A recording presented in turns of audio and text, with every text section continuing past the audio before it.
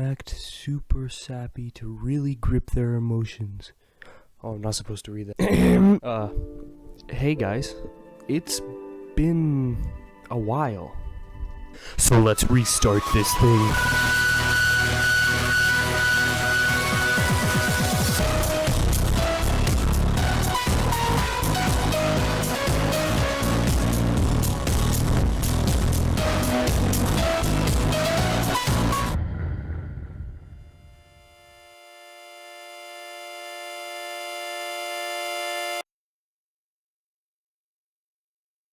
So anyways, inspiration.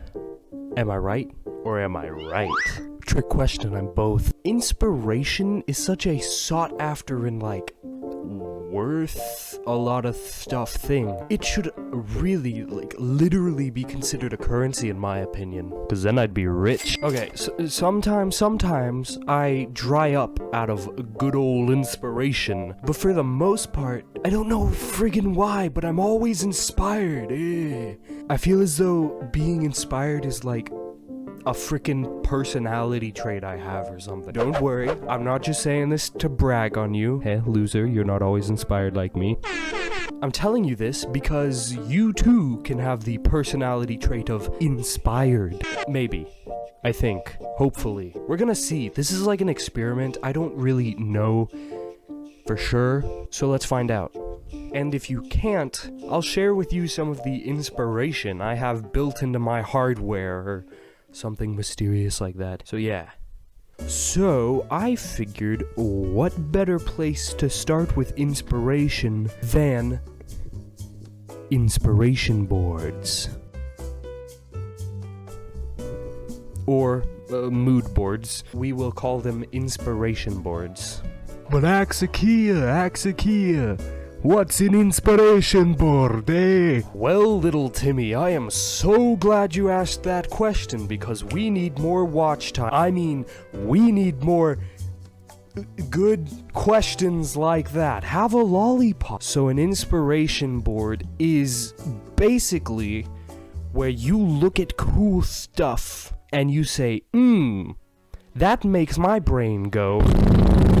And so you steal that thing and yeet it together with a bunch of other things. And now you've got this big amalgamation of cool things to look at. I'm about to show you the power that these things frickin' hold. Hang on, I think I can do a cool transition.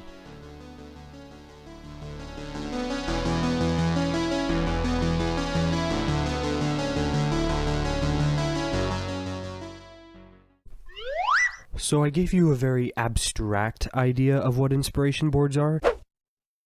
So it's called an inspiration board because we usually take stuff and hang it on the board. Like, it's not an inspiration essay, it's an inspiration board. So we've got a cork board, we've got some software, we've got a piece of paper, a notebook, anything really, that's our board. There's this app called Millinote and it is the best for this type of thing. Highly recommend it. Now we just gotta populate our board with inspiration. I like to use Pinterest to find my inspiration, but you could also use Instagram or YouTube or Google or Facebook or DeviantArt's pretty good. Also note that it doesn't just have to be images or pieces of art. You could also have videos or music or solid colors or fancy text, etc, etc, etc, etc. It's really just up to you and your workflow and what inspires you the most. I'm gonna make a digital inspiration board. They save a bunch of space, but you do you. Alright, so now we need to actually go take this inspiration from one of these places. So I'm gonna be headed over to Pinterest. I'm gonna find something that I think fits the mood that I am going for. So I'm gonna go ahead and download that. Once we get some inspiring items, we'll head over to our board. And now, we just chuck our inspiration onto the board. You might want to kind of organize it to make the best sort of idea flow for you. Now, a lot of times you'll also want to annotate your ideas to better convey what you're thinking. For example, Maybe you specifically like the way that the gun is connected to the person via this tube. So you might write tube to gun underneath the picture, or draw a circle around it, or my personal favorite, draw an arrow pointing at the thing. You could also steal the color schemes or specific colors from this piece of art. There's this really good website called Adobe Color. I know it's Adobe, but don't worry, it's free. But it works really good. You can get like pre-made palettes, or you can make your own color palettes. It's super cool and really useful to use in your inspiration boards. A super handy dandy tool to use to make a mood for this inspiration board is font. Say you're going for like a post-apocalyptic type of vibe. Maybe you want to change all of the text on there to a scarier font. That's much better. Right, so now that we understand what these things are, let's actually go ahead and make one.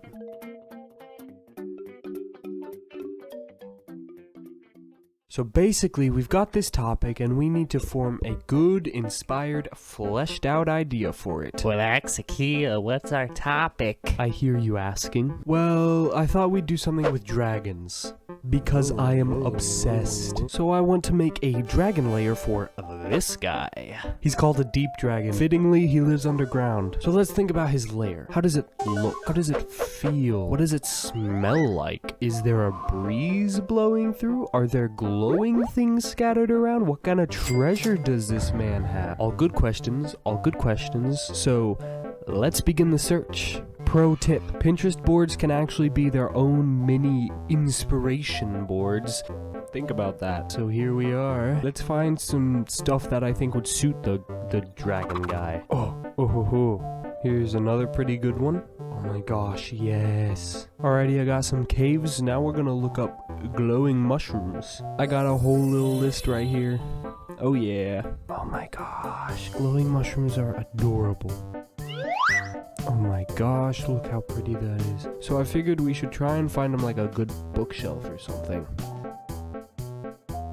Alrighty, now we've got enough inspiration. I think we can go ahead and throw our little board together and see what kind of dragon lair we came up with, eh?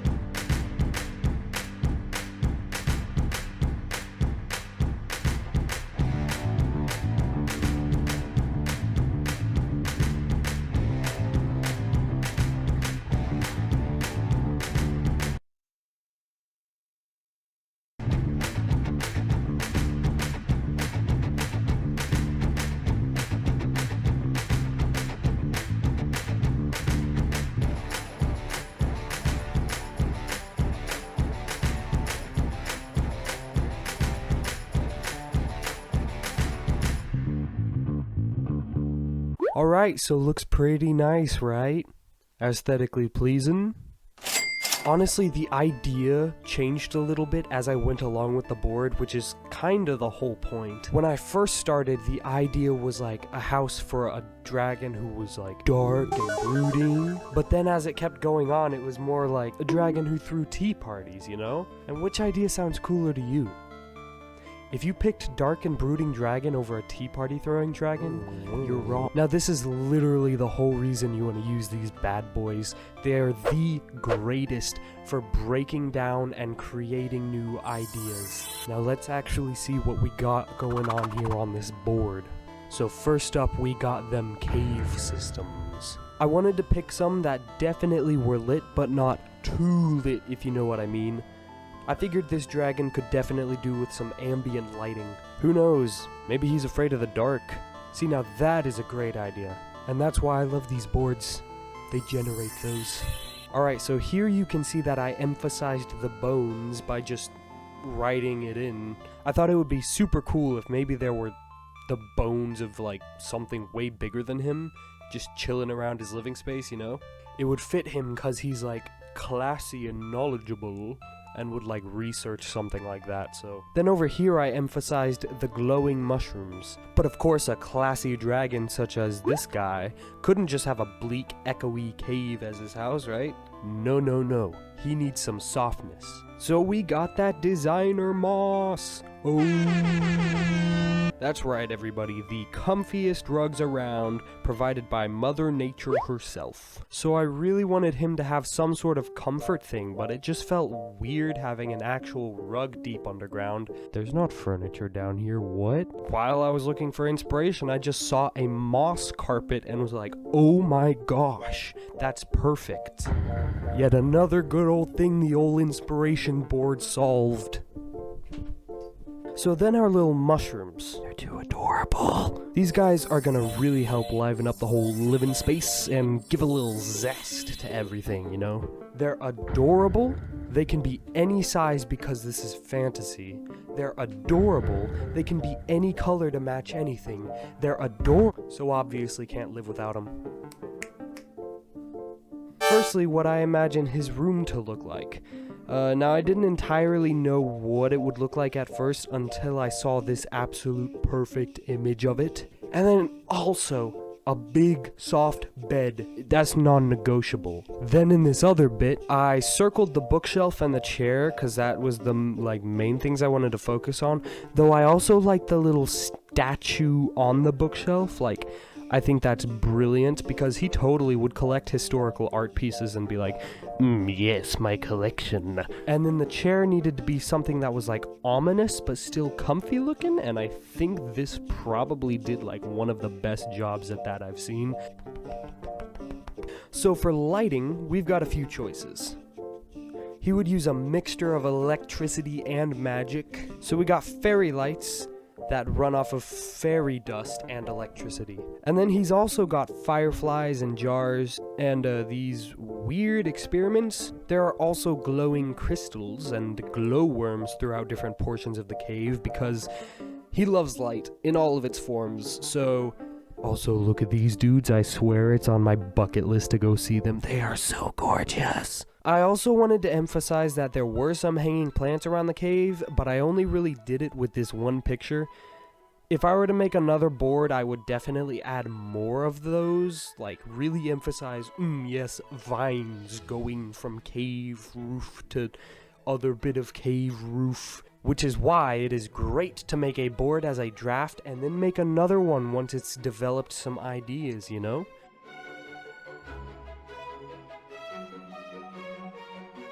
So you've seen, the ideas this gives and how it's, inspiring, right?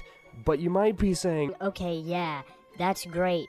Now you've got this dragon house vividly in your head. Now what you gonna use it for, dum-dum? Well, there's actually tons of uses once you have an idea, so let me give you some more ideas.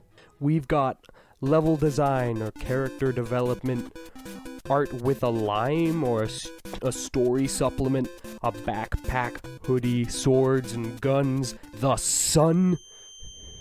And yeah, there's some ideas. If you're doing art and you're like, oh yes, I need to draw this, make an inspiration board because it will give you all of the detailing you need to know how to do. And then you'll be like, I never thought to add a firestone to make it look cool. Well, now you do, son, because you just made an inspiration board. So it just lets me visualize the thing. So there's one last thing that I can tell you that will majorly boost your inspiration board's inspiration it gives off. It's music.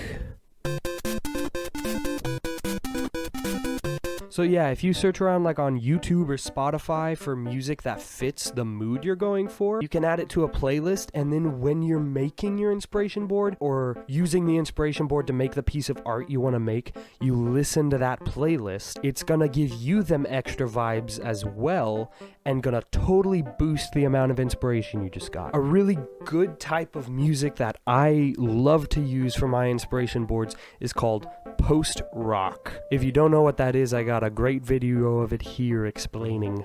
And that's it. I'll see you in the next one. Peace!